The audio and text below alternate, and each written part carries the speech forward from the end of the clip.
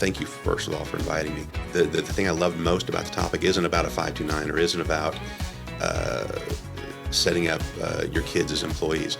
It's having, because this is for everybody, have financial conversations with your kids. Start to find ways within your household that you can make financial literacy a major part of what you're doing as a parent. You're listening to the Isn't That Rich podcast, and we're your hosts, Jill Franks and Ashley McVicker. As young females in the banking industry, we love simplifying the confusing yet everyday questions you have about money. Like, how do I get my finances in order? Where is my money really going? How do I invest for my future? How do I make my money work for me? Can I really afford to buy that new home? These are the questions that keep us up at night. And the truth is, no one was born knowing how to handle their finances. And chances are, walking into a bank to ask for help seems intimidating. Whether you're a single person in your early 20s saving for your first home, or you're an empty nester wondering what to do with that extra spending cash, this is the podcast for you. Welcome back to another episode of the Isn't That Rich podcast. Today we are talking about saving for your children's future. How do we make them rich by the time they're adults? Yes. And there's been a couple of ways we've been hearing about on social media, and TikTok always has the best ideas, right? Tips, and it's all the truth. So actually we're gonna just debunk some of the things that we're hearing and just find out if it's actually a good idea. Yeah. And I think it is. I mean, I hope my parents did this for me. Yeah. So we're excited to have our guest on today. He's been on the podcast before, and we're happy to have him back because we know he has a wealth of knowledge to share with us. Yeah, and we're not financial advisors. So welcome, John Forbes. Yeah, welcome on, John. Yeah. Thanks, guys. Thanks. This is fun. It's always so fun having you on because we can just pick your brain, and you're a fun financial advisor. You're not boring. Wow. That's like the nicest thing anybody said to me in a year. Good, Yeah, good. That means you'll come back for free. Love it. I might, yeah. I love it. So I want to know, is it possible, John, for a kid to become rich before they're adults? Yeah, just TikTok, right? And TikTok. that's the answer to everything. Be an influencer. Yeah. Yeah. I'm trying. Yeah, Yeah. we can. There's lots of ways. Influencer, professional basketball player. Yeah. There's a few options, but there's some that are more available than others as far as opportunities to develop and create wealth. Yeah. So I think the better question to ask is there a way for your parents to make you rich before you're an adult? Yeah, there are ways. Everybody's definition of rich is a little bit different. I think they can make you wealthy, and wealth consists of many things. One of which is an accumulation of finances. Great. Amazing. So the first thing I really want to dive into today is talking about there's this thing and there's a change to it that happened this year, but it's the 529 college savings plan. And I know a lot of parents get really excited and they start investing and saving for their kids to go to school. Mm-hmm. So I want to dive into what is a 529 college saving plan anyway. Sure. No, a 529 plan. 529s have been around for a while, and you're right. Just at the last minute in 2022, and it went into effect this year, there were some changes in 529s, and some of the changes actually don't even take effect until next year. But it's good to kind of know what they are. But a 529 is basically just a tax-advantaged way to save for education.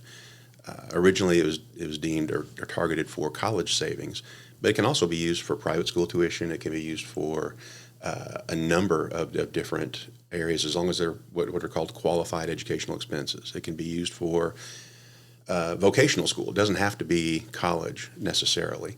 Trade school, anything like that, and apprenticeship programs. I mean, there's so many different areas that they cover. So yeah, the federal government's trying to set up and encourage savings for those things because it's getting incredibly expensive. It really is. To go to school, yeah. I see here too, it says you can pay for room and board, fees, books, supplies, so anything that falls under education. Yeah, any qualified expense, computers, internet access, books, tuition, room and board, anything. Beer.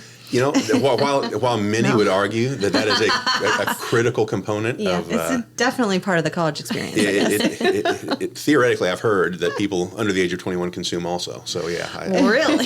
in theory, that happens. I think. Yeah. So pretty much anything that's realistic for school. It's got to be a qualified education Yes. expense. Yeah. So there are some limitations, but it's a great tool to use toward college savings. And you mentioned something too, and it was about, so say they go to a private school, maybe as a high schooler, and you send your kids to private school. Does this savings plan, can you use that towards? You can, yeah. The biggest benefit of a 529 is the fact that you get, if it's used for qualified expenses, you get to compound tax-free growth in your investments. So it doesn't do a lot of good for, I got to be careful how I say it exactly, if somebody's 15 years old and they're going to go to college at age 18, opening up a 529 isn't going to dramatically change their lives because there's not a lot of time to allow the investments to grow and get the tax benefit.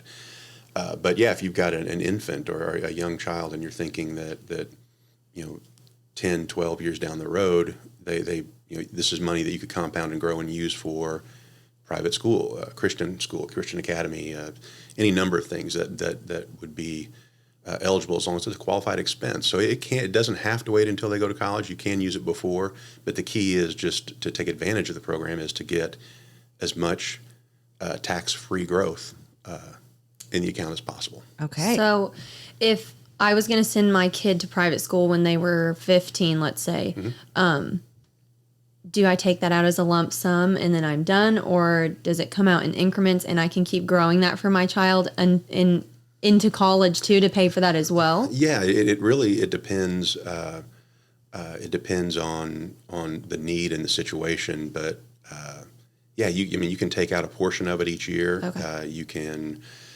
if there are enough qualified expenses to take it all out in year one, you can.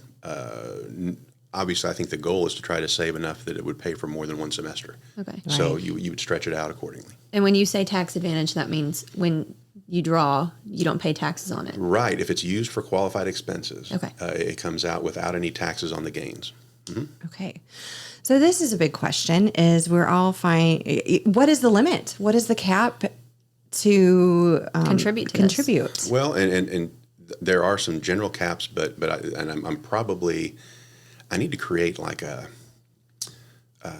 hot sheet. no, not a hot sheet. It's a sound clip that we can play over and over again. What's it when you have a, this is when you start to sound really old when this happens. But loop. I just need a loop that we can go to that says consult your tax advisor. Consult your tax advisor. Everything we're going to say today, there are. It's too hard to generally address some things that could be very specific, and this is one of those things. If you're in Illinois, for instance, you can continue funding your 529 up until the balance hits $500,000.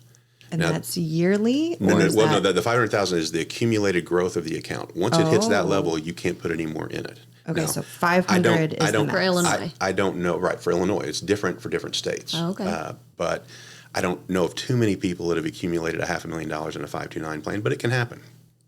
But as far as funding goes, funding a 529 is considered a gift. So it falls under the gifting limits. So right now, the federal exemption per year is $17,000 per person. So a husband and wife could put $34,000 into a 529. But here's the asterisk: if they gave them a football for a birthday present, or they did something, gifting is gifting. Yeah. So the IRS, if you fully max out a 529, they're going to come back and say, did you give your child anything else during the year? So most people don't try to push that limit quite to its max. If you do, what happens to you? If you do, if you've Let's gifted, do this. We gave them the $34,000.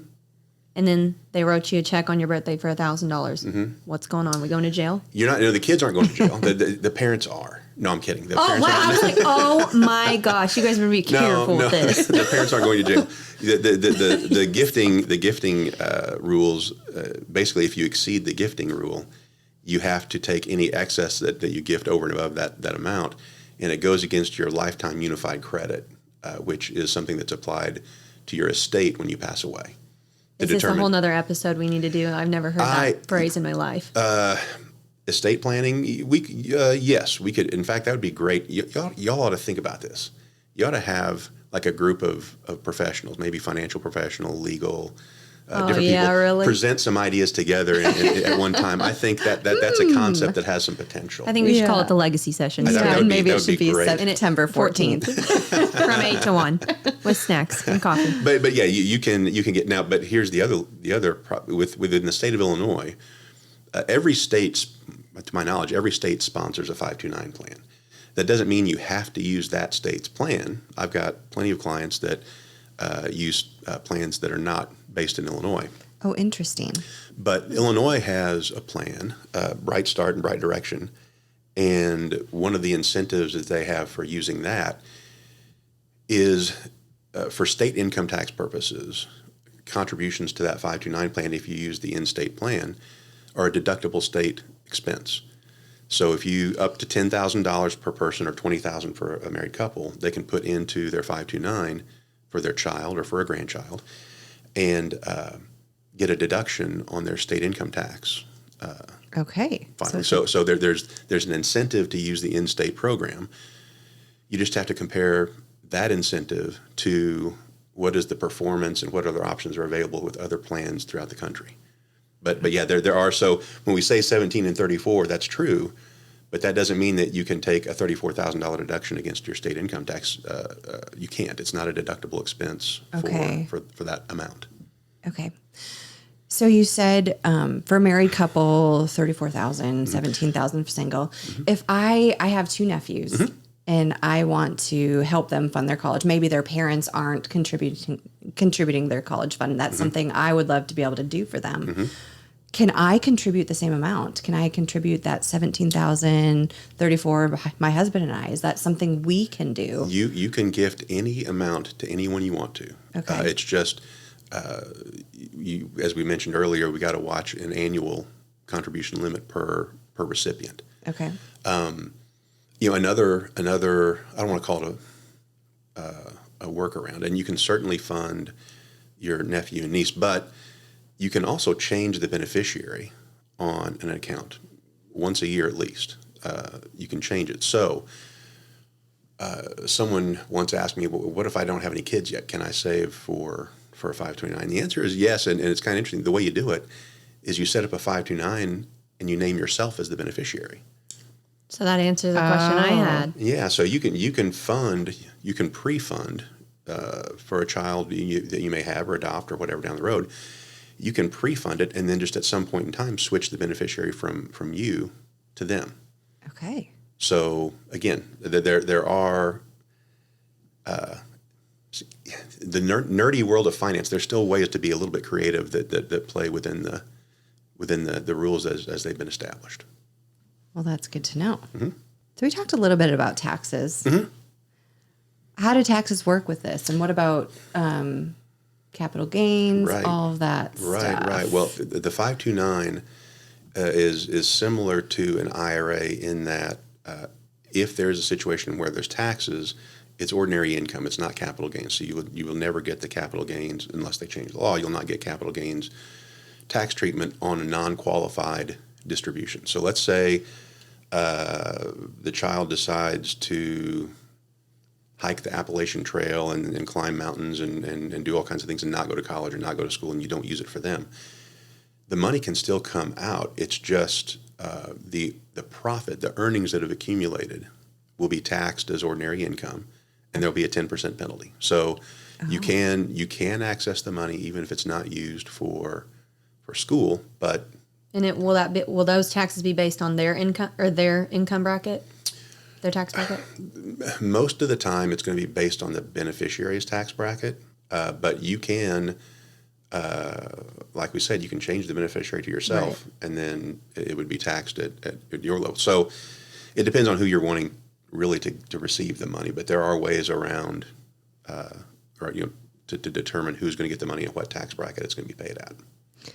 This is another question I have. So say I put all this money aside for this, my nephew, and he turns out to be rotten, and I just don't want to gift him this money anymore. Change that beneficiary, Jill. Is can you do that? You can absolutely do so that. So you yes. have control. Yes. Yes, you are in control and can change the beneficiary to, and there's kind of there's a whole list of who you can and can't change the beneficiary to, but you can involve nephews, nieces, cousins, sisters, brothers. It's pretty broad what you can do with it. Okay. So it's a neat program. It's definitely something that is gaining traction with the cost of college getting so crazy. And that's one thing that as a graduate of SIU, I'm a big fan of SIU, but my wife, for instance, went to Johnny Logan for 2 years and then transferred us. So I think people are starting to look at more and more options of how can we manage the cost of college, the cost of a degree, and do it in a way that's still beneficial for the student. And there are a number of different ways that people can kind of plan around and try to make it a little bit more manageable. Well, I think this is a great savings plan because I think people just think saving, and you just put $50 in a bank account every month. But if you have time to gain some compounding interest on this, and actually, it's a great option. You bring up a great concept that needs to be addressed in that most people, when it comes to whether it's saving for college or savings for retirement or saving for any specific thing, most people spend more time planning a vacation than they do planning their finances. And people will say, are you saving for college? Yeah, we're putting $50 a month into junior's college savings plan. Okay, great. How much college is that going to pay for? If we don't know what the destination is and we don't know what we're trying to save toward, a lot of people, they make that mistake with college savings. They also make that mistake with retirement savings. People might say, my employer matches 3%, so I'm putting in 3%. Okay, that's great. So you're putting in 3, they're putting in 3, that's 6. What's retirement going to look like if you do that for the next 20, 30, 40 years? And most people get glassy-eyed and all they know is they're participating in their 401k. If you don't know where it is you're going, it's kind of hard to know whether the plan is going to be successful or not. So there are plenty of college calculators out there that you can go and pull up even a specific school and assuming X percent, rate of growth in tuition and factor in what year your child's going to go, it'll spit out and tell you what it's going to cost in 14 years for your child to go to college for 4 years. And most people, when they see that number, once you fan them and wake them up and get them off the floor, and they realize that that $50 a month they're putting in, if they're wanting to try to fully fund it, it's going to be a really nice car payment. It's going to be $700, $800, $900 a month that they have to set aside, and some might find that discouraging. But I'd rather you be discouraged now and understand, where we're going, than to live in this bubble thinking, I'm saving for college, and without having any idea of. You won't have enough to pay for the books. Right. Let alone the tuition. Yeah. So I shouldn't have children. That's exactly what I said. It's amazing how you could see right through. What I was exactly what he was saying. $700. What can I pay for with that? Yeah, exactly. No, One casino visit. So I'm probably going to do the casino instead of do the $529 for my kids. Great I'm idea. just going to gamble, play crap slots. Yeah. I think I could pay for their tuition. Yeah, no big deal. So I want to talk a little bit more about what happened in December of 2022 that changed so much of how you can use this. Yeah, and states are still trying to kind of sort through and figure out what they're going to do, but in the rare instance where someone has saved more than enough for college, and the college funds weren't used, and there's a balance left over. The Secure Act 2.0 set up an opportunity or a way that some of the money can be actually moved into a Roth IRA and continue to grow tax-free for the beneficiary. But there are some stipulations, but it's one of those things where the distributions that would have been taxable with a 10% penalty if they weren't used for qualified expenses, that can go away if it can get moved over into a Roth. But there are rules about how and when you can do that. Do you know the rules? Or have you not read up on it yet? No, well, That's a red flag as a financial advisor. No. I'm just kidding. Well, the main thing know. is you can't change benefit. The beneficiary has to stay constant for 15 years. So, we talked about that scenario where moving it from one beneficiary to another, that can make it where you can't take advantage of the opportunity. Okay. There are still the cap, the maximum you can put in is $35,000. So. From your 529 to the Roth for the beneficiary. Yeah. Okay. In one distribution, in one lump sum, 35,000 or total. Yes and yes. Yeah. To total of 35, but you would probably do it in a lump sum because. Really? Well, I'm saying that's weird because right now what is the contribution you can give to your Roth? Just like me, if I 6,000, right? Yeah. Well, it's really, instead of treating it as a contribution, it's considered a change of plans, a rollover, like a transfer. Okay. Yeah, a rollover. Okay, an easier term. So, yeah, it's a lump sum rollover that you can do. It's not considered a contribution. Mm-hmm. Okay. So we're just kind of swapping plans. Well, that's good. Mm-hmm. Well, because a Roth, you don't pay taxes. Mm-hmm. You paid it at some point, trust me. Yeah, when you put it in there. And I think the tax same advantage. thing. I think same with the 529 plan, right? That money's already been taxed when you put it in. Right. Correct. Right. So it would grow. Mm-hmm. Yeah. Yeah, that's why when the money comes out, you don't pay taxes on the contributions. You only pay taxes on the growth and earnings, assuming there were growth or earnings. Amazing. Mm-hmm. Interesting. Anything else we should know about the 529 plan? Because I've got another topic I really want to talk about today. No, I would encourage people to consult with a financial advisor on whether or not the 529 makes sense for them, because again, a broken record, another loop that I need is you can borrow for college, you can't borrow for retirement. So people who get excited about setting up the 529 and going, all the while they're putting in their 3% contribution into their retirement plan, thinking that they're going places, that doesn't end well. Doesn't end well at all when it comes to retirement. So I really encourage folks to sit and talk with a financial advisor and figure out and make sure that the priorities are aligned properly and that we're taking care of the most important thing first before we roll down to the next. I think that was really good. Yeah. You can't borrow for retirement, but you can borrow for college. Yeah. And then and you never know where the world is headed. But there does seem to be a push to provide on some level free college education for a lot of people, trying to make, there's a big push with the Hope Credit, and there's been some different things that have come along through the years, but that seems to be a trend that the government's response to colleges getting really expensive is, well, you just want to pay for it anymore.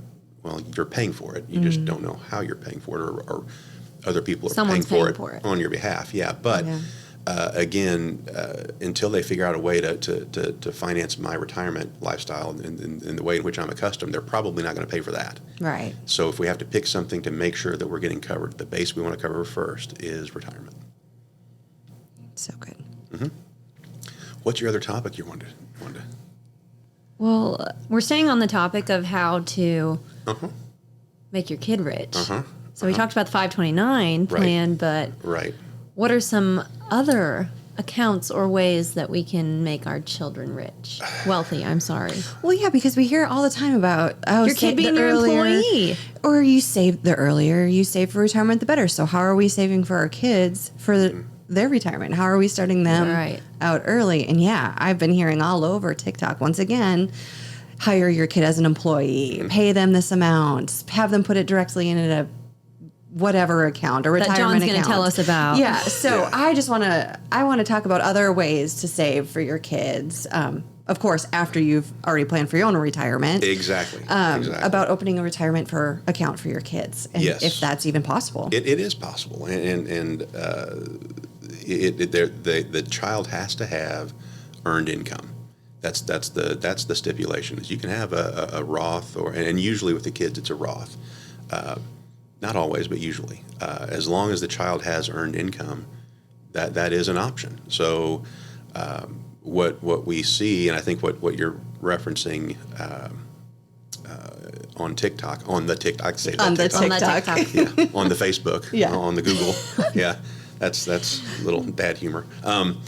No, keep in mind though, TikTok is also the same place where we heard about the Tide Pod challenge or the spoonful of cinnamon, and sometimes TikTok isn't the most reliable source for financial information, but it is true. You just have to have earned income. So where we see it more often than not is with small business owners. And again, you hit it just right, Jill.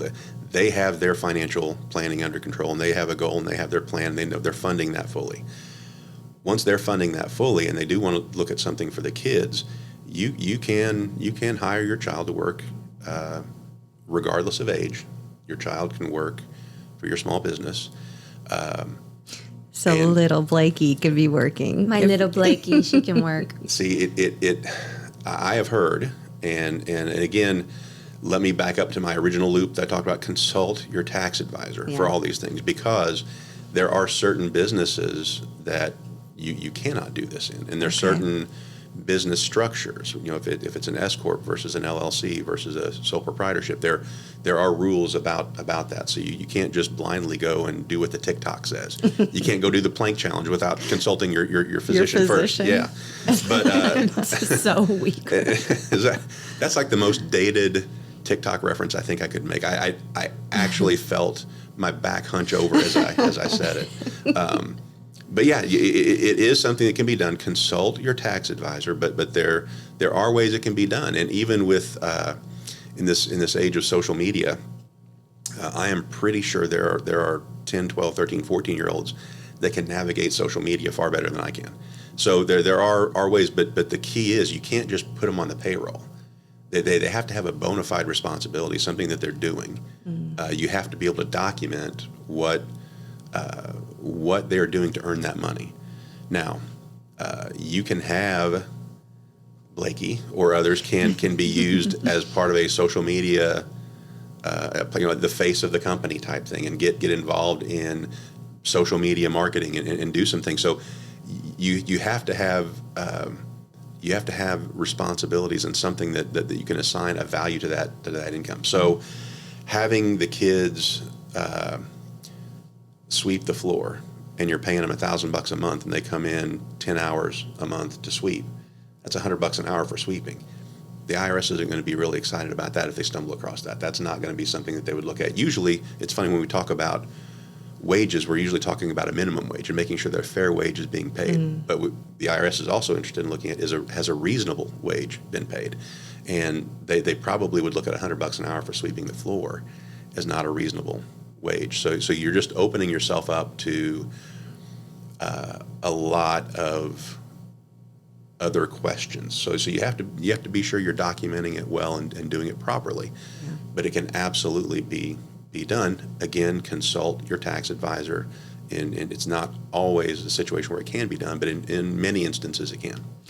So you mentioned, as long as they're earning an income, a lot of young teenagers are babysitters, or they might find their own job, and if they're they're employed, we can open a retirement account or a Roth IRA for them and show provable income that they are receiving that. Yeah, how does that? You have to document the source of income very, very diligently. You can't just say, well, my kid made $6,000 babysitting this year. You got to have a document and show it. And again, at the end of the day, you and your tax advisor have to be able to sign the tax return and be comfortable that if this gets audited, that we can support what we're doing.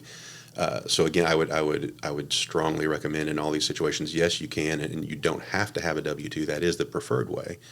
But if you have documentable income, it's my understanding that you can make that work. So here's my question. Mm-hmm. We're talking all about paying your kid as an employee. Well, that makes sense for parents that own a business. Mm-hmm. What if I don't own a business? How can I pay my kid? Or I don't? Or can I create an LLC and say I have a photography business? You can consult your tax advisor and He's see what cutting me off. He won't give me the real scoop. and see what options are available. I am pretty confident in saying that creating a business solely for the purpose of hiring your child so you can fund a retirement account is not a good reason to open Well, you're telling me there's a better way. There's a better way to help your kid with a retirement account or save for them. There are better ways to save than to risk Getting locked up. losing everything. Yeah. Okay. Yeah. Paying some court fees. But even, and for instance, and I don't want to get into a whole lot of the details, but there's certain ways that businesses are structured that make them ineligible for this benefit for their kids. And you can set up a separate family corporation that contracts with your business to do certain things. Mm-hmm. And so there are ways that you can do it, but it's hard to pay your kids if you don't have a business with which you can pay them from. Right. If you're not receiving an income. Yeah. You paying them for chores or things doesn't count. It's got to be legitimate income. And in those situations where you're setting up that other family business, again, consult your tax advisor with everything I'm saying. It would certainly enhance the way the structure is viewed if that entity is doing business with other entities as well, not just your family business. If it's pretty obvious this was set up just so you could, that doesn't have a good look. That doesn't often pass the sniff test. Yeah. But if that company, the photography business, is set up and they do photography work for other people, places, things, then it's more of a legitimate business. If it's deemed a hobby, then you're in trouble. There's all kinds of things you have to watch for. That's why you have to consult your tax advisor who knows your specific situation, right. And they're going to be signing off on that tax return along with you as a tax preparer. You need to make sure that you have that blessing as well. Don't just go out and do stuff and then in March when you dump that shoebox full of stuff on the accountant and say, oh, by the way, I set up a business and I paid my kid $12,000 this year.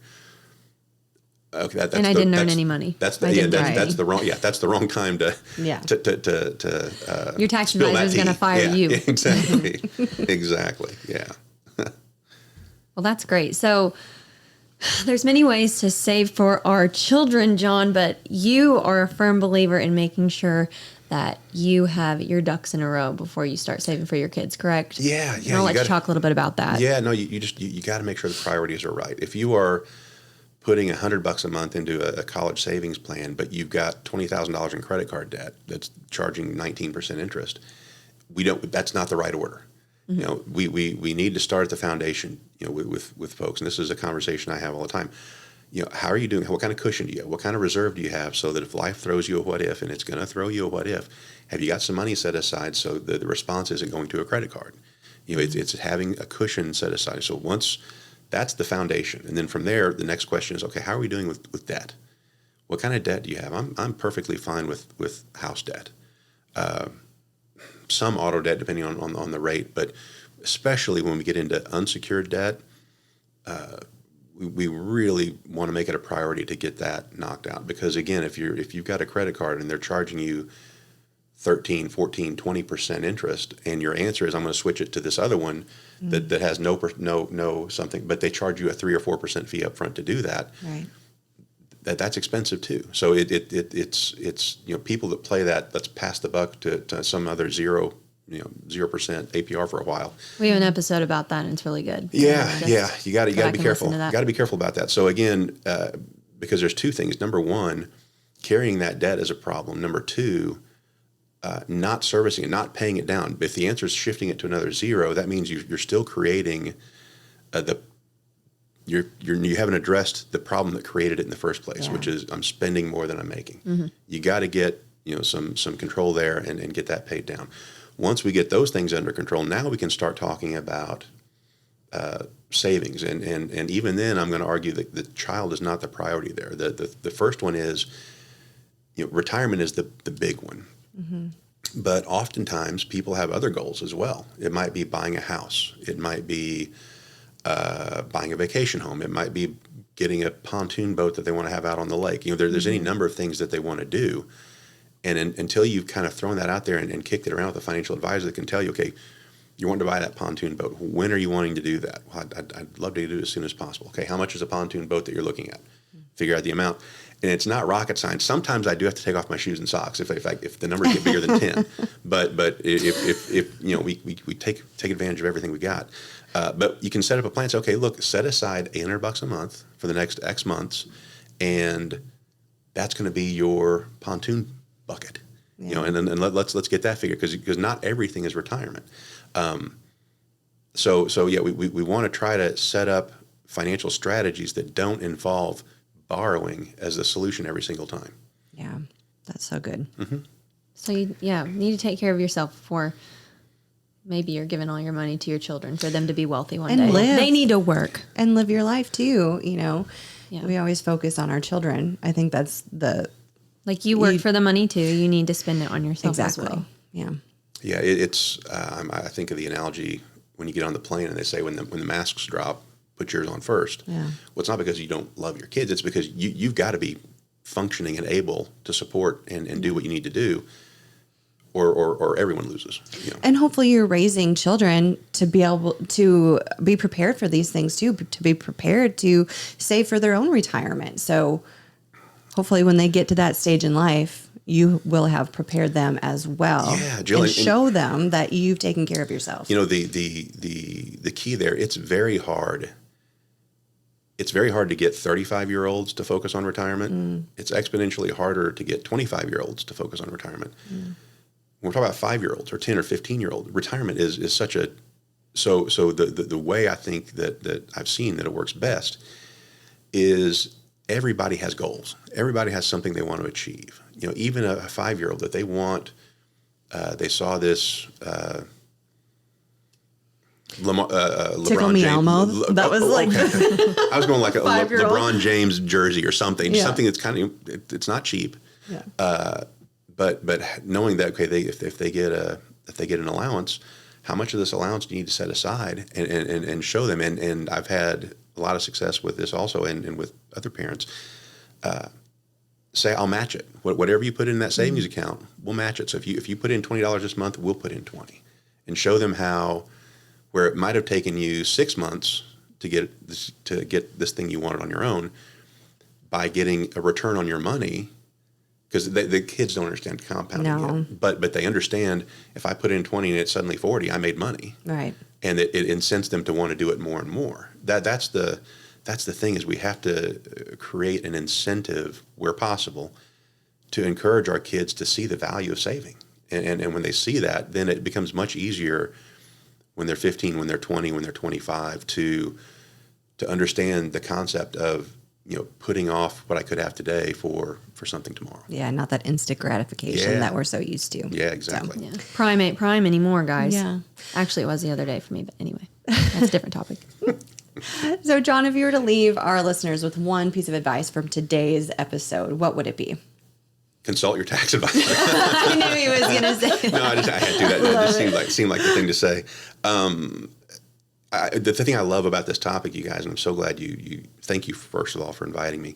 The thing I loved most about the topic isn't about a 529 or isn't about setting up your kids as employees.